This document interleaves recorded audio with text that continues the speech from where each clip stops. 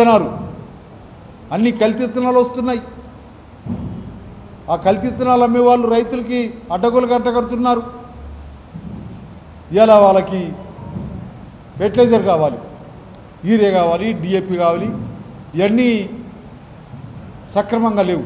ఏమంటున్నాడు, కేంద్రం నుంచి వచ్చేటువంటి సక్రమంగా రాలేదు, కొంతే ఇచ్చిండు, కొంత రాలేదు, ఇంకా దానికోసం మేము డిమాండ్ చేస్తున్నాం, దానికోసం లెటర్లు పెడుతున్నాం అని చెప్తున్నారు.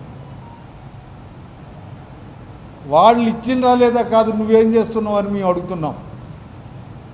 ఇవాళ అందరూ ఆడ పోయి ఎండ కొట్టే దగ్గర ఎండకి ఇబ్బంది పడుతున్నారు, వాన పట్టే దగ్గర వానకి ఇబ్బంది పడుతున్నారు.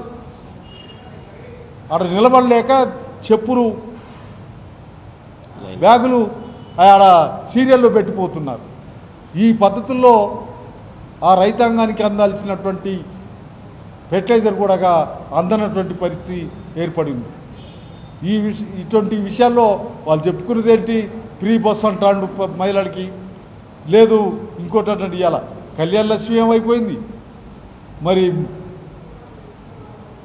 వితంతువులకి ముసలోళ్ళకి ఇచ్చేటువంటి పింఛను 2000 ఇస్తాడు, నేను 4000 ఇస్తాను అన్నాడు. ఏమైంది అది?